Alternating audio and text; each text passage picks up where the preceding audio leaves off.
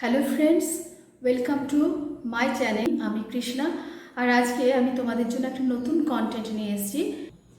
আশা করি এই কন্টেন্টটা তোমাদের পক্ষে খুব হেল্পফুল হবে। আজকে প্রোনাউনটা আমি খুব ডিটেলসে তোমাদের সাথে আলোচনা করতে চলেছি। ঠিক আছে, প্রোনাউন হচ্ছে বাংলায় আমরা যাকে বলি সর্বনাম। নামের পরিবর্তে আমরা যে শব্দ ব্যবহার করি ভাষাকে শ্রুতিমধুর ও প্রাঞ্জল করার জন্য, সেটাই হচ্ছে প্রোনাউন। ইংরেজিতে প্রোনাউন কথার অর্থ হচ্ছে ফর নাউন। তাহলে বারবার নাউন ব্যবহার না করে নামের পরিবর্তে আমরা যে শব্দগুলোকে বা যে শব্দটিকে ব্যবহার করব সেটাই হচ্ছে প্রোনাউন। যেমন ধরো, এখন আমি যদি বলি Ram is a good boy. Ram is a good boy. He goes to school daily. He has a brother. ঠিক আছে, এবার প্রথম সেন্টেন্স আমি রামের নাম নিলাম, কিন্তু পরের বাক্য দুটোতে কিন্তু আমি নামের বদলে আমি হি বলে সেন্টেন্স দুটো বললাম। এই যে হি ব্যবহার করলাম, এই হিটা হচ্ছে প্রোনাউন। ঠিক আছে, এবার এই প্রোনাউনকে আমরা 9টি ভাগে ভাগ করতে পারি। চলো এবার সেই ভাগগুলো দেখে নেওয়া যাক। প্রথমেই আছে পার্সোনাল প্রোনাউন। পার্সোনাল প্রোনাউন মানে হচ্ছে বাংলায় আমরা যাকে বলি ব্যক্তিবাচক সর্বনাম, যেখানে শুধুমাত্র ব্যক্তিকেই বোঝানো হয়। ঠিক আছে, এই পার্সোনাল প্রোনাউনের উদাহরণ আমি পাশেই দিয়ে দিয়েছি। প্রত্যেকটা প্রোনাউনের উদাহরণই আমি পাশে দিয়ে দিয়েছি তোমাদের বোঝার সুবিধার্থে। তাহলে পার্সোনাল প্রোনাউনের উদাহরণ কি কি? I, we, he, she, we, they, it. এইগুলি সব হচ্ছে পার্সোনাল প্রোনাউনের উদাহরণ। এরপরে আছে পজেসিভ প্রোনাউন। পজেসিভ প্রোনাউন মানে যেখানে একটা সেন্স অফ পজেশন কাজ করবে, একটা অধিকার বোধ বোঝাবে, এই ধরনের সর্বনাম। কি কি? Mine, your, his, hers, its. এইগুলি হচ্ছে পজেসিভ প্রোনাউনের উদাহরণ। তারপরে কি আছে? ডেমনস্ট্রেটিভ প্রোনাউন বা নির্দেশক সর্বনাম। যে প্রোনাউনগুলো দিয়ে আমরা কোনো কিছুকে নির্দেশ করে বোঝাবো সেটাই হচ্ছে ডেমনস্ট্রেটিভ প্রোনাউন। কি কি আছে? দিস, দ্যাট, দিস, দোজ ইত্যাদি। ঠিক আছে, তারপরে আছে রিফ্লেক্সিভ অ্যান্ড এমফ্যাটিক প্রোনাউন। বাংলায় যাকে আমরা বলি আত্মবাচক সর্বনাম বা সেলফ প্রোনাউন। কি কি উদাহরণ আছে? Myself, yourself, ourselves. ওকে, তারপরে আছে ইন্টারোগেটিভ প্রোনাউন। ইন্টারোগেটিভ মানে হচ্ছে বাংলায় যাকে বলি প্রশ্নবোধক সর্বনাম। কি কি আছে? হু, হুইচ, হোয়াট। ওকে, নেক্সট আছে রিলেটিভ প্রোনাউন। রিলেটিভ প্রোনাউন হচ্ছে যেখানে দুটি বাক্যকে যে সর্বনামের দ্বারা যুক্ত করা হয়, এরকম সর্বনাম বা সংযোজক সর্বনাম। হু, হুইচ, দ্যাট, হোয়াট, এইগুলি হচ্ছে রিলেটিভ প্রোনাউনের উদাহরণ। তারপরে কি আছে? Indefinite pronoun. অনির্দিষ্ট করে যে সর্বনাম দিয়ে আমরা কোনো কিছুকে বোঝাই, যেমন ওয়ান, সাম, এনি, অল, নান। ওকে, নেক্সট আছে ডিস্ট্রিবিউটিভ প্রোনাউন, যেখানে আমরা প্রত্যেকটাকে আলাদা আলাদা করে বোঝাবো। এর উদাহরণ কি কি? Each, neither, either. ওকে, এইবার আসছে রেসিপ্রোকাল প্রোনাউন, যেখানে একটা পারস্পরিকতাকে আমরা বোঝাবো। কি কি এর উদাহরণ? Each other, one another. এই দুটো দিয়ে আমরা একটা পারস্পরিক সম্পর্ককে বুঝিয়ে থাকি। ওকে, এইবার এই প্রত্যেকটি প্রোনাউনকে আমরা বিস্তারিতভাবে উদাহরণের সাথে আলোচনা করব। আশা করি এটা তোমাদের কাছে ভীষণ হেল্পফুল হবে। তাহলে এই পার্সোনাল প্রোনাউন বা ব্যক্তিবাচক সর্বনামকে আমরা আবার 3টি ভাগে ভাগ করতে পারি। কি কি আছে? First personal pronoun, second personal pronoun and third personal pronoun. First personal প্রোনাউনের উদাহরণ কি কি আছে? I, we, us, me. ঠিক আছে, যেখানে শুধুমাত্র আমাকেই বোঝাবো। তাহলে ফার্স্ট পার্সোনাল প্রোনাউন হচ্ছে দি পারসন হু ইজ স্পিকিং, যে কথা বলছে বা বক্তা। তাহলে ফার্স্ট পার্সোনাল প্রোনাউন বলতে আমরা বক্তাকে বুঝি, মানে হচ্ছে আমি পক্ষ, আর বাংলায় যাকে বলা হয় উত্তম পুরুষ বা আমি পক্ষ। এরপরে আছে second personal pronoun. Second personal প্রোনাউনের উদাহরণ কি কি আছে? ইউ, ইয়োর, দাও, দি। আচ্ছা, এই দাও আর দি কিন্তু ওল্ড ইংলিশে ব্যবহার হতো ইউ এর বদলে। ঠিক আছে, তখন দাও আর দি এর ব্যবহার ছিল। স্পোকেন টু বা শ্রোতাকে বোঝায় সেকেন্ড পার্সোনাল প্রোনাউনের মাধ্যমে। ওকে, তাহলে থার্ড পার্সোনাল প্রোনাউনে কি কি আছে? হি, শি, দে, ইট। এই হচ্ছে থার্ড পার্সোনাল প্রোনাউন। তার মানে থার্ড পার্সোনাল প্রোনাউন হচ্ছে বক্তা এবং শ্রোতা ছাড়া তৃতীয় যে ব্যক্তিকে আমরা বোঝাবো সেটাই হচ্ছে থার্ড পার্সোনাল প্রোনাউন বা সে পক্ষ, বা আরো ভালো করে বলতে গেলে এই আই, উই, ইউ, ইওর বাদ দিয়ে, মানে ফার্স্ট পার্সন আর সেকেন্ড পার্সন বাদ দিয়ে, আই আর ইউ বাদ দিয়ে যাবতীয় সব কিছুই হচ্ছে থার্ড পার্সোনাল প্রোনাউনের উদাহরণ। ঠিক আছে? আমি, তুমি বাদ দিয়ে যা থাকবে সে মানেই হচ্ছে সেটা একদম থার্ড পার্সোনাল প্রোনাউন। সে, তারা, এগুলো সবই হচ্ছে থার্ড পার্সোনাল প্রোনাউনের উদাহরণ। ওকে, এইবার আমরা বাক্যে পার্সোনাল প্রোনাউনের কিছু ব্যবহার দেখে নেব। প্রথমে কি আছে? আই অ্যাম এ টিচার, আমি একজন শিক্ষিকা। এখানে আমি, আর হচ্ছে কি ফার্স্ট পার্সোনাল প্রোনাউনের উদাহরণ। ঠিক আছে? তারপরে কি আছে? ইউ আর এ স্টুডেন্ট, তুমি একজন ছাত্র। তাহলে ইউ দিয়ে স্টুডেন্টকে বোঝানো হচ্ছে, ইউ হচ্ছে সেকেন্ড পার্সোনাল প্রোনাউন। এরপরে আছে হি ইজ এ বয়, সে হয় একটি বালক। এই হিটা থার্ড পার্সোনাল প্রোনাউনকে ইন্ডিকেট করছে। ঠিক আছে? হি হচ্ছে থার্ড পার্সোনাল প্রোনাউন যেটা বয়কে ইন্ডিকেট করছে। তারপরে কি আছে? উই আর টকিং, আমরা কথা বলছি। উই হচ্ছে ফার্স্ট পার্সোনাল প্রোনাউনের উদাহরণ। লাস্ট আছে it is a nice baby, এই হয় একটি চমৎকার শিশু। আচ্ছা, এখানে ইট হচ্ছে থার্ড পার্সোনাল প্রোনাউনের উদাহরণ। ইটের ব্যবহার সম্পর্কে আমি একটু বলি। ইট কথাটা কিন্তু আমরা কিছু কিছু ক্ষেত্রে ব্যবহার করতে পারি। ইট দিয়ে আমরা কোনো শিশুকে বোঝাতে পারি, ইট দিয়ে আমরা কোনো বস্তুকে নির্দেশ করতে পারি, আবার ইট দিয়ে আমরা কোনো পশু, পাখি, প্রাণী, এই ধরনের ইতর প্রাণীদের বুঝিয়ে থাকি। ইট নিয়ে আমরা পরে আরো বিস্তারিতভাবে জানতে পারবো। ঠিক আছে? এইবার আমরা দেখে নেব পরের প্রোনাউনটা, পজেসিভ প্রোনাউন। পজেসিভ প্রোনাউন কি? পজেসিভ প্রোনাউন হচ্ছে এমন একটি প্রোনাউন যার দ্বারা আমরা আমাদের অধিকার বোধ বা মালিকানা বুঝিয়ে থাকি, সেন্স অফ পজেশন বুঝিয়ে থাকি, যে শব্দটির মাধ্যমে, সেটাই হচ্ছে পজেসিভ প্রোনাউন। বাংলায় আমরা বলে থাকি আমার, তোমার, তাদের, এই যে কথাগুলো বলি এগুলোই হচ্ছে পজেসিভ প্রোনাউনের উদাহরণ। কি কি আছে ইংরেজিতে? মাই, ইয়োর, হিজ, হার্স। হিজ দিয়ে আমরা বয়দেরকে, মেলদের ইন্ডিকেট করবো, আর হার্স দিয়ে ফিমেলদের ইন্ডিকেট করবো। ঠিক আছে? তো এবার বাক্যে আমরা এর ব্যবহার দেখে নিই। দিস পেন ইজ মাইন, এই কলমটি আমার। ঠিক আছে? এই যে বলছি এই কলমটি আমার, তাহলে কলমটির প্রতি আমার একটা অধিকার বোধ আছে, এখানে সেন্স অফ পজেশন বোঝাচ্ছি। তাহলে মাই হচ্ছে এখানে possessive pronoun. This pen is mine, তাহলে মাই হচ্ছে পজেসিভ প্রোনাউন। ঠিক আছে? তারপরে কি আছে? I am A brother of yours, আমি তোমার একজন ভাই। তাহলে আমার সাথে তোমার একটা রিলেশন, একটা অধিকার বোধ বোঝাচ্ছে, সেন্স অফ পজেশন কাজ করছে। তাহলে I am a brother of yours, ইয়োর্সটা হচ্ছে এখানে পজেসিভ প্রোনাউন। ওকে, নেক্সট কি আছে? This is a book of his, এটি তার একটি বই। তাহলে বইটি কার? না তার। এখানে বইয়ের মালিকটাকে, তাকে বোঝানো হচ্ছে। হিজ বুক, তাহলে ইট বিলংস টু হিম, তাহলে এখানে হিজটা হচ্ছে পজেসিভ প্রোনাউন। নেক্সট আছে দি হর্স লাভস ইটস মাস্টার, ঘোড়াটি এর প্রভুকে ভালোবাসে। একটু আগে আমি ইটের ব্যবহার বললাম। ঠিক আছে? তাহলে এখানে ইটটা হচ্ছে possessive pronoun. The horse loves it's master হচ্ছে পজেসিভ প্রোনাউন। ঠিক আছে? তাহলে এই যে একটু আগে বললাম ইটটা কি ক্ষেত্রে, কি কি ক্ষেত্রে ব্যবহৃত হয়? শিশুদের ক্ষেত্রে, শিশুদের বোঝাতে ইট ব্যবহার করা হয় কোনো অচেতন বস্তুকে বোঝানোর জন্য, আর ইতর প্রাণীদের, মানে এই পশু, পাখি, এই ধরনের প্রাণীদের বোঝানোর জন্য আমরা ইট কথাটি ব্যবহার করে থাকি। সুতরাং ইটটা হচ্ছে এখানে, ইটসটা হচ্ছে পজেসিভ প্রোনাউন। ঠিক আছে? তারপর আছে this is an umbrella of theirs, এই ছাতাটা তাদের।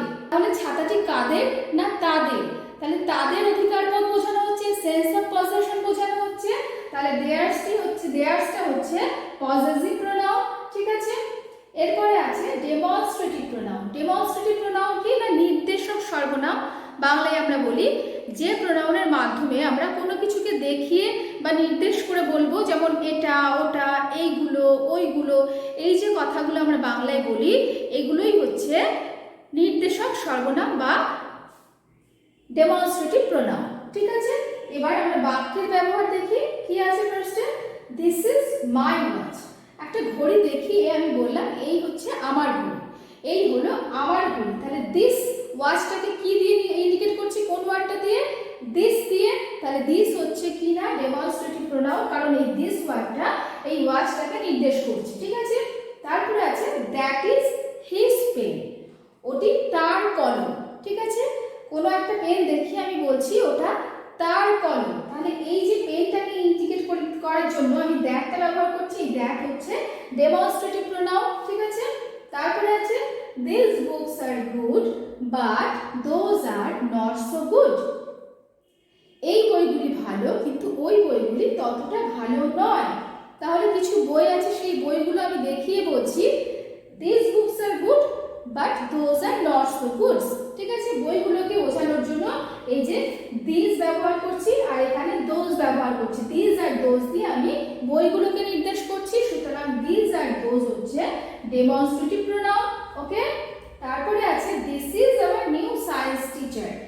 এই হলেন আমাদের নতুন সায়েন্স টিচার। তাহলে আমাদের সায়েন্স টিচারকে দেখিয়ে আমি বলছি this is our new science teacher, এই হলেন আমাদের নতুন সায়েন্স টিচার। তাহলে দিসটা কিন্তু আমরা বস্তুর ক্ষেত্রেও ব্যবহার করতে পারি, আবার ব্যক্তি বোঝাতেও ব্যবহার করতে পারি। তাহলে দিস এখানে সায়েন্স টিচারকে নির্দেশ করছে, সুতরাং দিস হচ্ছে demonstrative pronoun.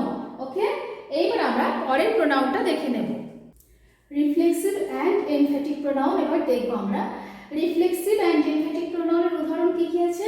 My self, your self, our self ইত্যাদি, মানে সব সেলফ প্রোনাউনগুলোই হচ্ছে রিফ্লেক্সিভ অ্যান্ড এমফ্যাটিক প্রোনাউনের উদাহরণ।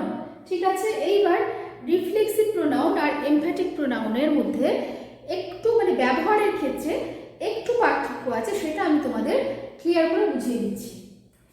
রিফ্লেক্সিভ প্রোনাউনে কি হয়? Subject, verb, object. ঠিক আছে, সাবজেক্ট ধরো এখানে কি আছে? হি কার্সড হিমসেলফ, সে নিজেকে অভিশাপ দিল। তো রিফ্লেক্সিভ প্রোনাউনের ক্ষেত্রে কি হয়? রিফ্লেক্সিভ প্রোনাউনের ক্ষেত্রে সেলফ প্রোনাউনটা সবসময় কিন্তু অবজেক্ট রূপে লাস্টে বসে। আর আরেকটা জিনিস অবশ্যই খেয়াল রাখবে রিফ্লেক্সিভ প্রোনাউনের ক্ষেত্রে, এই ভার্বটা কিন্তু সবসময় সাবজেক্ট আর এই প্রোনাউনের মধ্যে বসবে। আর একটা কথা অবশ্যই মনে রাখতে হবে, রিফ্লেক্সিভ প্রোনাউন কিন্তু কখনো কোনো বাক্যের সাবজেক্ট হিসাবে ব্যবহৃত হতে পারে না। ঠিক আছে, এইবার আমরা আরো কিছু এক্সাম্পল দেখে নিই। He did the task himself, সে কাজটি করলো নিজে নিজেই। সে কাজটি করলো নিজে নিজে, এইভাবে বললে আরো বেশি সুবিধা হবে বুঝতে। এই যে বাংলায় আমরা বলি স্বয়ং, নিজে নিজেই, এই কথাগুলোই হচ্ছে রিফ্লেক্সিভ প্রোনাউন, যেখানে আমি আমাকেই রিফ্লেক্ট করব, সে তাকেই রিফ্লেক্ট করবে, মানে ওয়ার্ডগুলো যেন রিফ্লেক্ট করবে, এরকম হচ্ছে সব। তো he did the task himself, সে কাজটি করলো নিজে নিজে। এখানে হি এর রিফ্লেকশন করছে এই হিমসেলফ ওয়ার্ডটার মধ্যে দিয়ে, এই সেলফ প্রোনাউনের মধ্যে দিয়ে, তাহলে হিমসেলফ হচ্ছে রিফ্লেক্সিভ প্রোনাউন। এই যে প্রোনাউনটা প্রথমে সাবজেক্টিভ যে প্রোনাউনটা, সেই প্রোনাউনটাকে কিন্তু এই হিমসেলফটা রিফ্লেক্ট করছে, সেই জন্য এটা রিফ্লেক্সিভ প্রোনাউন। এইভাবে বললে কিন্তু তোমাদের মনে রাখতে এবং বুঝতে সুবিধা হবে। তারপরে কি আছে? আই ব্লেমড মাইসেলফ, আমি দোষারোপ করলাম নিজেকেই। আই এখানে সাবজেক্টিভ প্রোনাউন, এই আই এর রিফ্লেকশন হচ্ছে মাইসেলফের। ঠিক আছে, তাহলে মাইসেলফ হচ্ছে এখানে রিফ্লেক্সিভ প্রোনাউন, আর ভার্বটা কিন্তু যথারীতি সাবজেক্ট এবং এই প্রোনাউনের মাঝে আছে। ঠিক আছে, তারপরে আছে উই শুড হেল্প আওয়ারসেলভস, আমাদের নিজেদেরকে সাহায্য করা উচিত, বা আমাদের উচিত নিজেদেরকে সাহায্য করা। তাহলে এই উই এর রিফ্লেকশন করছে আওয়ারসেলভস এর মধ্যে দিয়ে, তাহলে আওয়ারসেলভস হচ্ছে রিফ্লেক্সিভ প্রোনাউনের উদাহরণ।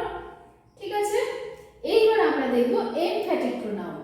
এমফ্যাটিক প্রোনাউনে কি হয়? এমফ্যাটিক প্রোনাউনে সাবজেক্টের ঠিক পাশেই এমফ্যাটিক প্রোনাউনটা বসে, তারপরে ভার্ব, তারপরে অবজেক্ট। দেখো এখানে আছে ট্রিনা হারসেলফ মেড টি, ট্রিনা নিজে নিজেই চা তৈরি করলো। ট্রিনা নিজে নিজেই, ট্রিনার একদম পাশেই হারসেলফ, মানে ট্রিনাকে এমফাসাইজ করার জন্য, মানে ট্রিনার গুরুত্ব বোঝানোর জন্য ট্রিনার পাশেই হারসেলফটা বসানো হয়েছে। এখানে এমফ্যাটিক প্রোনাউন দিয়ে সাবজেক্টকে গুরুত্ব দেওয়া হয়, যাতে ব্যাপারটাকে জোর দিতে পারি সেই জন্যই কিন্তু এখানে এটাকে পাশেই বসানো। টিনা হারসেলফ মেড টি, টিনা নিজে নিজেই চা তৈরি ওকে। আরো কিছু এক্সাম্পল দেখো, কাজল হিমসেলফ ডিড দি জব, কাজল নিজে নিজেই কাজটি করলো। তাহলে কাজলের গুরুত্ব বোঝানোর জন্য হিমসেলফটাকে আমরা পাশেই ব্যবহার করেছি। এখানে হিমসেলফ হচ্ছে এমফ্যাটিক প্রোনাউন, ওকে। তারপরে কি আছে, I myself wash my clothes, আমি নিজে নিজেই আমার জামা কাপড় পরিষ্কার করি। আই মাইসেলফ, এখানে আয়ের উপরে আয়ের গুরুত্বটা বোঝানোর জন্য এবং আয়ের উপরে এমফাসাইজ করার জন্য মাইসেলফটা ব্যবহার করা হলো, ঠিক আছে। তারপর আছে we ourselves will cook for the picnic, আমরা নিজেরাই আমাদের জন্য পিকনিকে রান্না করব। We ourselves will cook for the picnic, আমরা নিজেরাই পিকনিকে রান্না করব। আমরা নিজেরাই, এখানে আমাদের গুরুত্বটা বোঝানোর জন্য আওয়ারসেলভসটা ব্যবহার করা হয়েছে। এখানে উইয়ের উপরে এমফাসাইজ করার জন্য আওয়ারসেলভসটা ব্যবহার করা হয়েছে। তাহলে আওয়ারসেলভস হচ্ছে এখানে এমফ্যাটিক প্রোনাউন। তো আশা করি বন্ধুরা তোমরা রিফ্লেক্সিভ প্রোনাউন এবং এমফ্যাটিক প্রোনাউনের যে ডিফারেন্সটা, সেটা ব্যবহারের যে পার্থক্যটা, সেটা বুঝতে পেরেছো। এইবার আমরা পরের প্রোনাউনটা দেখব, ইন্টারোগেটিভ প্রোনাউন। এবার দেখব আমরা ইন্টারোগেটিভ প্রোনাউন। ইন্টারোগেটিভ প্রোনাউন বাংলায় যাকে আমরা বলি প্রশ্নবোধক সর্বনাম, যেখানে আমরা প্রশ্নবোধক শব্দ ব্যবহার করে কাউকে বোঝাবো, ঠিক আছে। তাহলে ইন্টারোগেটিভ প্রোনাউনে কি কি আছে, হু, হুইচ, হোয়াট ইত্যাদি শব্দগুলি হচ্ছে ইন্টারোগেটিভ প্রোনাউনের উদাহরণ। তো এবার কিছু জিনিস আমি দেখে নেব, কিছু জিনিস ক্লিয়ার করে বলবো। হুটা আমরা কখন ব্যবহার করব? হু শুধু ব্যক্তির পরিবর্তে বসে এবং অনির্দিষ্টভাবে বোঝায়। কোনো একটা ব্যক্তির সম্পর্কে হয়তো আমরা জানতে চাইছি কিন্তু নির্দিষ্ট করে বলছি না, সেক্ষেত্রে সেটা অনির্দিষ্ট করে বোঝানো হচ্ছে। তাহলে হু শুধু ব্যক্তির পরিবর্তে বসে এবং অনির্দিষ্টভাবে বোঝায়। আর হুইচটা হচ্ছে সিলেক্টিভ সেন্স, মানে অনেকের মধ্যে যে কোনো একটিকে বোঝানোর জন্য আমরা হুইচ শব্দটি ব্যবহার করে থাকি। এটা ব্যক্তি এবং বস্তু দুইকেই নির্দেশ করতে পারে। হোয়াট কোনো বস্তুর পরিবর্তে ব্যবহৃত হতে পারে, আর এবং বৃত্তি বোঝাতে ব্যক্তির পরিবর্তে ব্যবহৃত হয়। মানে কোনো ব্যক্তির হয়তো পেশা জানতে চাইছি, সেক্ষেত্রেও আমরা হোয়াটটা ব্যবহার করে থাকি। এর কিছু এক্সাম্পল দেখলে, বাক্যের ব্যবহার দেখলে তখন আরো ভালো করে বুঝতে পারবে। প্রথমে কি আছে, হু ইজ হি, সে কে। এখানে আমি কিন্তু কোনো একটি অনির্দিষ্ট ব্যক্তির কথা জানতে চেয়েছি, অনির্দিষ্ট ব্যক্তির পরিচয় জানতে চেয়েছি। পরিচয় ক্ষেত্রে এখানে পরিচয় জানার জন্য আমি এখানে হু কথাটি ব্যবহার করেছি। তাহলে এখানে ব্যক্তিকে নির্দেশ করছি, হু ইজ হি, সে কে, ঠিক আছে। তারপর আছে which season do you like most, কোন ঋতুটি তুমি সব থেকে বেশি পছন্দ করো। ঋতু যেহেতু অনেকগুলো, সেই হিসেবে পার্টিকুলারলি একটা ঋতুর কথা জানতে চাওয়া হয়েছে। কোন ঋতুটা, সিলেক্টিভ সেন্স কাজ করছে। তাহলে হুইচটা হচ্ছে এখানে ইন্টারোগেটিভ প্রোনাউন বা প্রশ্নবোধক সর্বনাম, ঠিক আছে। তারপরে কি আছে, হোয়াট ইজ দি ম্যাটার, কি হয়েছে। এখানে কিন্তু কোনো ঘটনার কথা জানতে চাওয়া হচ্ছে হোয়াট শব্দটা দিয়ে। তাহলে হোয়াট বস্তু, বৃত্তি এই দুটো ছাড়াও কিন্তু কোনো ঘটনার ক্ষেত্রেও আমরা ইউজ করতে পারছি। হোয়াট ইজ দি ম্যাটার, কি হয়েছে। আবার এটাও বলতে পারি হোয়াট ইজ দি টাইম নাও, এখন কটা বাজে, এক্ষেত্রেও আমরা ব্যবহার করতে পারি। তাহলে কোনো ঘটনার সময় নির্দেশ করতেও আমরা হোয়াটটা প্রশ্নবোধক বা সর্বনাম হিসেবে, প্রশ্নবোধক সর্বনাম হিসেবে ব্যবহার করতে পারি। তাহলে হোয়াট হচ্ছে এখানে ইন্টারোগেটিভ প্রোনাউন, ওকে। তারপর আছে হুম ডিড ইউ ওয়ান্ট, তুমি কাকে চাইছিলে। হুম, এখানে হুমটা দিয়ে কিন্তু শুধুমাত্র আমরা ব্যক্তিকেই নির্দেশ করতে পারি এবং হুম হচ্ছে এখানে ইন্টারোগেটিভ প্রোনাউন।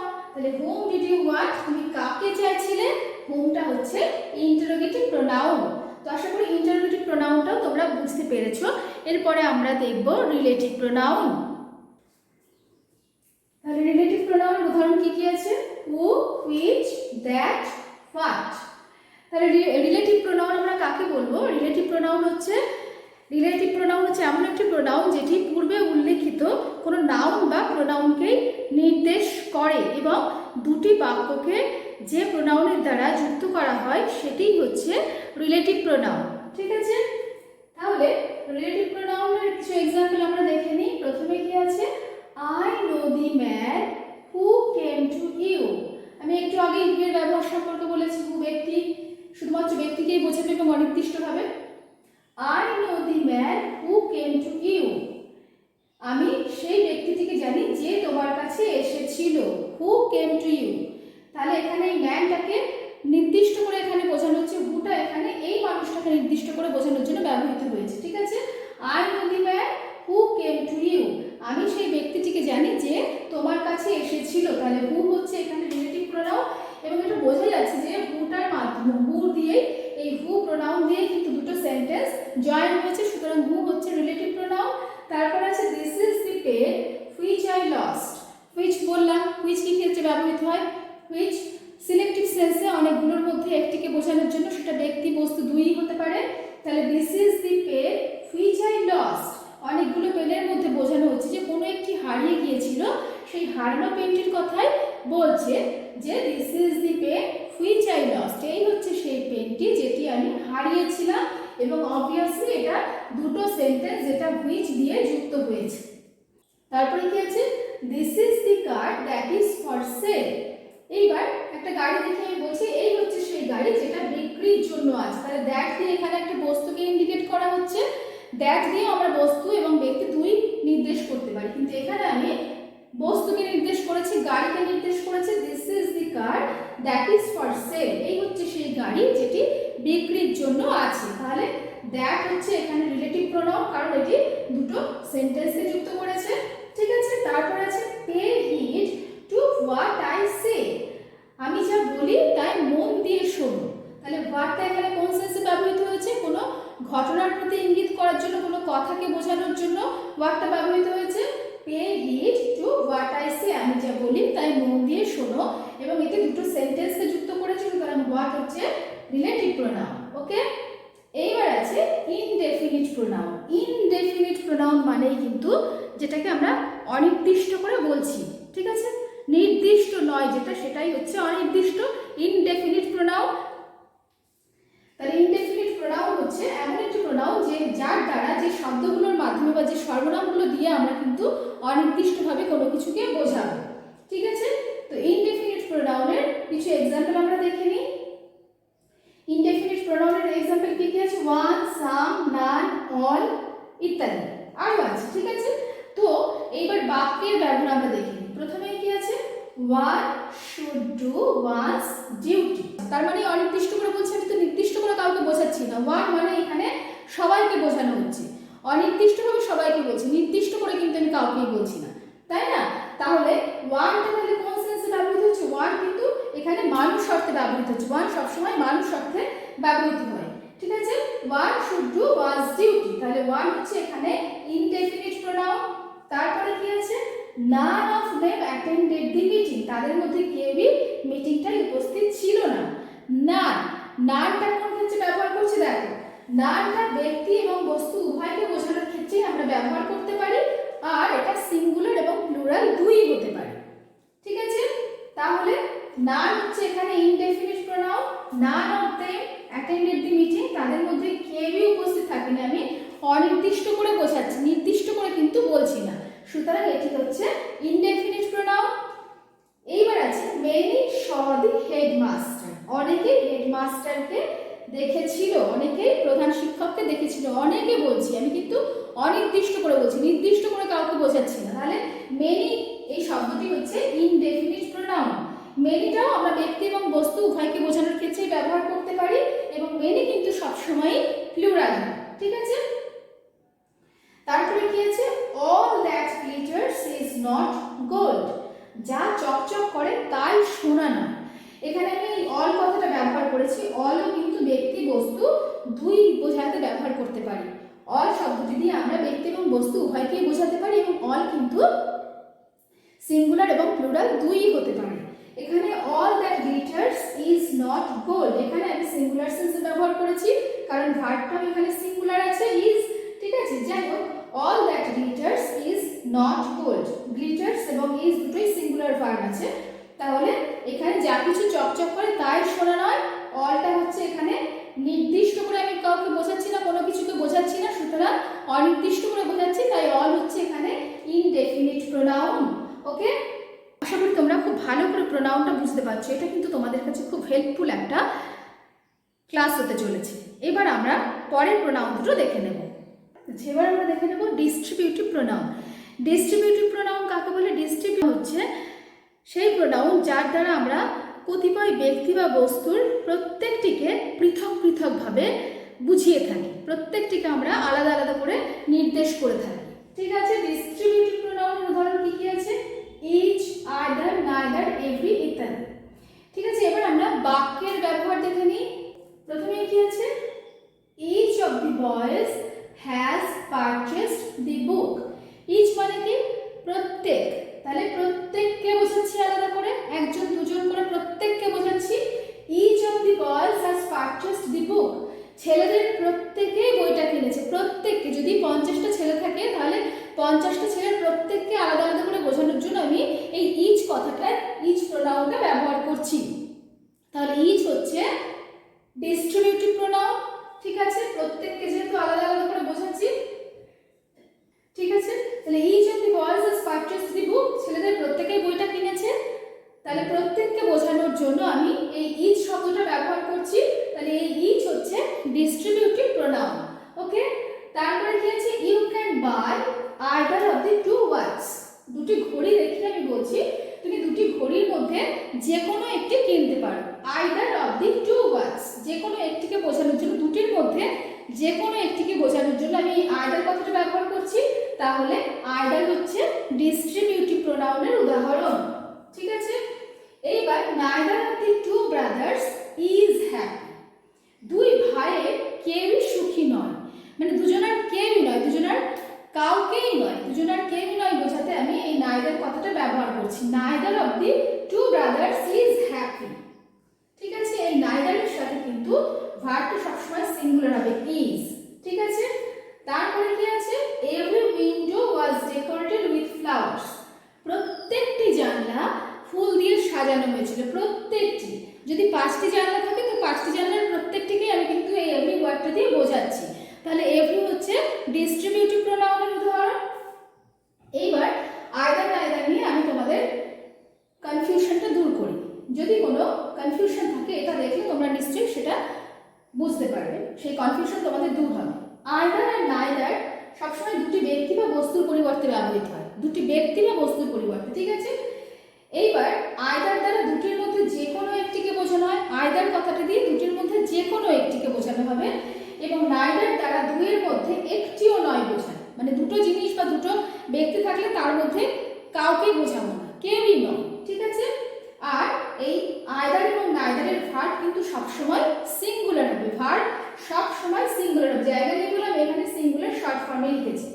ঠিক আছে, তারপরে আছে ডিস্ট্রিবিউটিভ প্রোনাউনের পরে সবসময় সিঙ্গুলার ভার্ব বসবে। আরেকটা কথা মনে রাখবে, তাহলে এই কথাটি অবশ্যই মনে রাখবে যে ডিস্ট্রিবিউটিভ প্রোনাউনের পরে কিন্তু ভার্ব সবসময় সিঙ্গুলার হবে। তো লাস্ট প্রোনাউন হচ্ছে রেসিপ্রোকাল প্রোনাউন। আচ্ছা, রেসিপ্রোকাল প্রোনাউন হচ্ছে বাংলায় আমরা পরস্পর, একে অপরের সাথে, একে অপরের জন্য এই যে শব্দগুলো ব্যবহার করে থাকি, ইংরেজিতে এগুলোই হচ্ছে রেসিপ্রোকাল প্রোনাউনের, ইংরেজিতে এগুলোই হচ্ছে রেসিপ্রোকাল প্রোনাউনের উদাহরণ। কি কি আছে? ইচ আদার এবং ওয়ান অ্যানাদার। ঠিক আছে, এবার বাক্যের ব্যবহার দেখে নিই। প্রথমে কি আছে? The two brothers love each other. দুই ভাই একে অপরকে ভালোবাসে। একটা পারস্পরিকতা বোঝানো হচ্ছে, পরস্পরের মধ্যে একটা সম্পর্ক বোঝানো হচ্ছে। তাহলে ইচ আদার হচ্ছে এটা রেসিপ্রোকাল প্রোনাউন। তাহলে ইচ আদার হলো রেসিপ্রোকাল প্রোনাউনের উদাহরণ। তারপরে কি আছে? The three sisters quarreled with one another. তিন বোন একে অপরের সাথে ঝগড়া করলো। একে অপরের সাথে এখানেও একটা পারস্পরিকতা বোঝানো হচ্ছে, কিন্তু এখানে তিনজনের মধ্যে, দুইয়ের বেশি বোঝানো হচ্ছে, ওয়ান অ্যানাদার। তাহলে ওয়ান অ্যানাদার হচ্ছে রেসিপ্রোকাল প্রোনাউন। তারপরে কি আছে? দে are made for each other. আমরা অনেক সময় বলি না, দুটো কোনো ভালো জুটিকে দেখে আমরা বলি যে তারা যেন একে অপরের জন্যই তৈরি হয়েছে। দুই ভালো বন্ধুকে, দুজন বন্ধু ভীষণ তাদের মধ্যে ভালো সম্পর্ক, তাদের হয়তো দেখে বললাম এরা যেন একে অপরের জন্যই তৈরি হয়েছে। তো দে are made for each other, তারা যেন একে অপরের জন্যই তৈরি হয়েছে। তাহলে ইচ আদার হচ্ছে এখানে রেসিপ্রোকাল প্রোনাউন। এইবার ইচ আদার কখন ব্যবহার করবো আমরা দেখে নাও। ইচ আদার যখন আমরা শুধুমাত্র দুজনকে বোঝাতে চাইছি, যখন দুজনের মধ্যে সম্পর্ক বোঝাবো, দুজনের মধ্যে পারস্পরিকতা বোঝাবো, তখন আমরা ইচ আদার ব্যবহার করবো। কিন্তু যখন দুজনের বেশি হয়ে যাবে, দুয়ের বেশি বোঝাতে আমরা ওয়ান অ্যানাদার কথাটা ব্যবহার করব। যেমন এখানে the three sisters quarrel with one another বলেছে, তিন বোন, তার মানে দুয়ের অধিক বোঝানো হচ্ছে, তাই ওখানে ওয়ান অ্যানাদার হয়েছে। তো এই হলো আমাদের প্রোনাউনের ক্লাস। আশা করি তোমাদের এই ভিডিওটি নিশ্চয়ই ভালো লেগেছে। যদি তোমাদের এই ভিডিওটি ভালো লেগে থাকে তো লাইক করবে, শেয়ার করবে এবং অবশ্যই সাবস্ক্রাইব করবে। এগুলোর কোনোটির জন্যই কিন্তু কোনো চার্জ লাগে না। আমি আমার পরের এপিসোডে তোমাদের জন্য কোনো নতুন কোনো কন্টেন্ট নিয়ে আসবো। Stay tuned.